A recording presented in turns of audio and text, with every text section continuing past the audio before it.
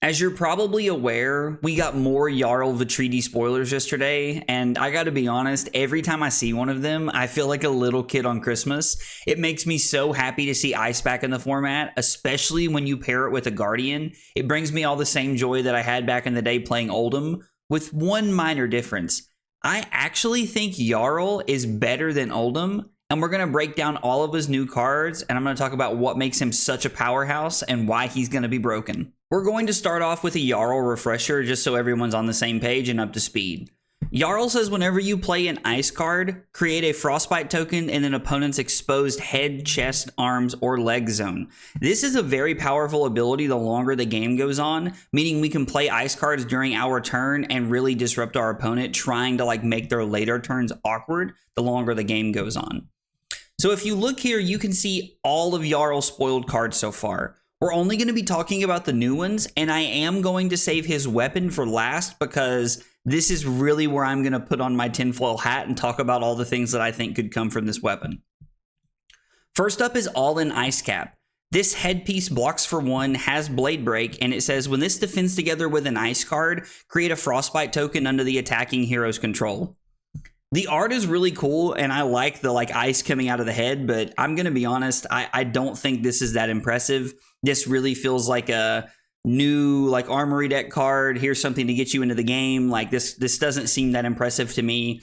I think that Coronet Peak would be a better disruption piece and fits better into a head spot because it blocks for 2, and it just feels cleaner. I don't really think that All-In Ice Cap is going to see a lot of play in CC. I think Coronet Peak just fits that spot better. Next up is Tectonic Crust. Tectonic Crust is kind of cool, and again, I really like the whole earth chest art vibe. It's really sweet.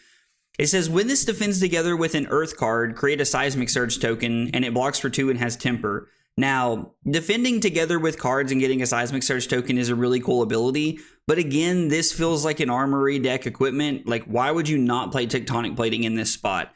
Tectonic Plating is just able to get more value and do more things here, so I really don't know why you would ever be on Tectonic Crust over Tectonic Plating when you had the ability to play the other one. Plus, I think Tunic's going to be pretty decent in the Jarl deck, but I could be wrong if there's a lot of Jarl mirrors going on. But Tectonic Crust is cool, just not as good as Tectonic Plating. Gauntlets of the Boreal Domain. This card is sweet. It blocks for 2, has Temper. It is a legendary, and it says once per turn action, pay 2 resources. If an Earth card is pitched this way, your attacks named Mangled get +2. If an Ice card is pitched this way, your attacks named Mangled get Dominate, and this has Go Again. This is really cool because if you're able to pitch Crumble to Eternity or Pulse of Eisenloft, you can actually get both effects, which means that your Mangle is for 10 Dominate, and then we're also fueling Jarl's ability by destroying equipment and opening up some exposed zones to be able to create Frostbites and stifle our opponent's game plan. This gauntlet, the gauntlets are actually insane. I heard somebody call it Ice Grasp of the Argnite the other day, which I thought was pretty funny. This arm piece is absolutely insane. I cannot speak highly enough of this. I really like it. It also leads to speculation where it says your attacks named Mangle, which means there's a possibility that we're getting cards in the rest of the armory deck that can change other attacks names to Mangle and actually let us use this more throughout the game, which would be really cool and a very powerful effect. But it also doesn't seem crazy to me that because we have Unforgetting and Unforgiving, that we can actually tutor up Mangles from our deck, that this is just meant to be used 2 or 3 times throughout the game and then it blocks 3. That would also be a very powerful effect. Plus, giving Mangle Dominate and +2 is insanely powerful. So I can really see this card fitting well. I also like that it is just a once per turn action, and the cost is paying 2 resources, which means early game you can filter if you need to, and it also gives you a very beneficial way to try and keep cards like Channel Mount Eisen or Channel Lake Frigid around even longer throughout the game.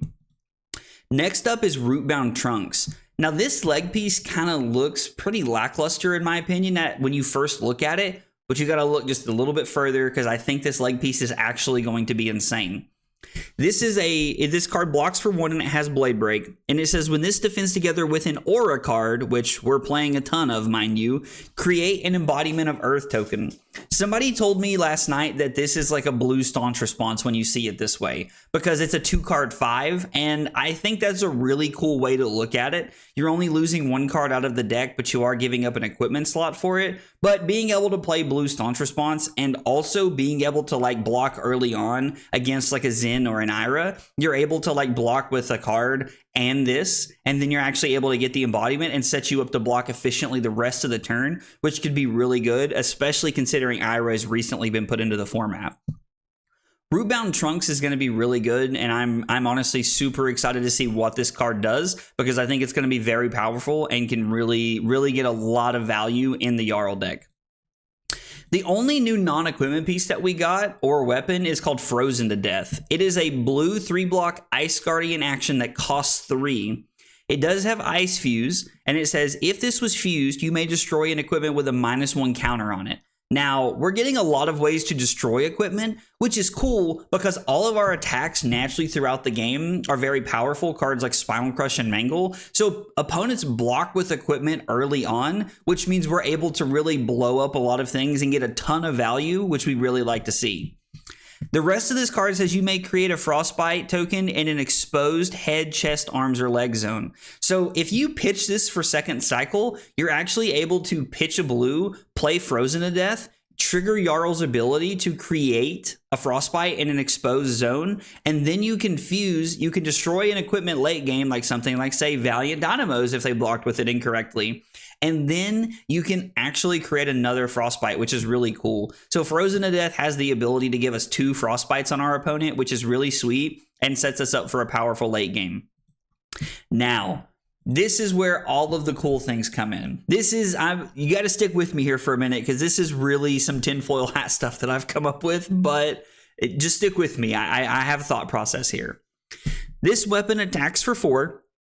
It has a new keyword of heavy, and it says if this is the only card equipped to your weapon zones, it gets +2, which is really interesting. Also, for the first time that I've ever seen it, we have a weapon that costs 6. It costs 6 to attack, which is really interesting. When this hits a hero, create a Frostbite token in their exposed head, chest, arms, or leg zone. This is very reminiscent of Winter's Well, except in my opinion, this is better. And hear me out, because the 6 cost is really interesting, but I think this is going to be a very powerful weapon. Summit the Unforgiving. This weapon coming in for 6 in the late game by pitching 2 blues is absolutely insane, because you're fueling Jarl's hero ability by actually having the effect on the weapon, and you're also just pitching 2 cards to come in for 6, which is really what Nothos was trying to do, except you had to pitch a yellow and a blue, and now we're just able to play a higher blue count and then pitch this to be able to come in for 6. The other thing that's cool is that it's a one-handed weapon.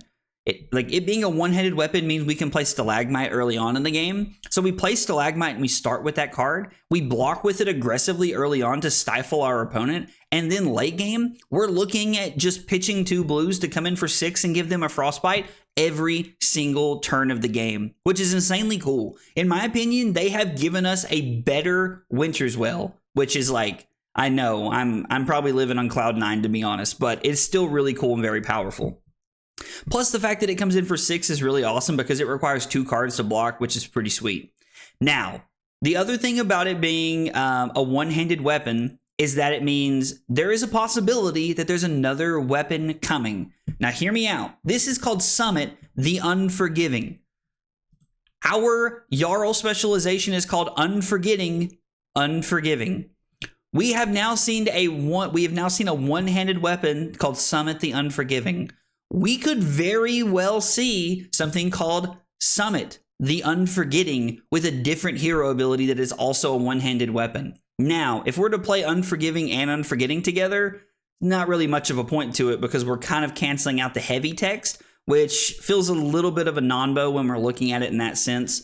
The one thing I can say that I do not like about this card is that it is called a pole arm. It is not a club or a hammer. We can't actually pummel it, which is a little disappointing. But if you look in the picture here on Unforgetting and Unforgiving, this is a hammer right here. This is a hammer, not the actual axe that you see on Mangle. Because clearly Summit the Unforgiving is the actual like axe or club or whatever, a pole arm, I guess, that you're seeing in Mangle. But in Unforgiving, you see an actual hammer.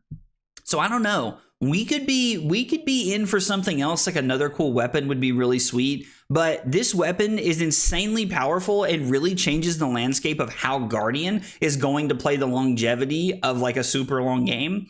It's also kind of weird because if you don't like the Guardian Mirror, now the Guardian Mirror has turned into block 6, pitch 2 blues to swing 6, block 6, pitch 2 blues to swing 6, back and forth until someone breaks that cycle by doing something crazy. But overall, all of the Jarl cards are really cool. I think they're very powerful, and I cannot wait for this deck to come out. I'm so pumped for it. I know that not all of Jarl's cards are available to us yet, and we haven't seen everything, but I have posted 2 deck lists of what I think Jarl could look like in the description below for you to check out. One is very like decompose heavy, leaning on plow unders and felling of the crown, and then one of them is really just leaning into the ice aspect of what Jarl's trying to do. Check them out. Let me know what you think. If you think there's any cards that are going to be different, let me know in the comments down below. If you enjoyed the video, be sure to like and subscribe for more content. Thanks for watching, and I'll see you next time. Take it easy, guys.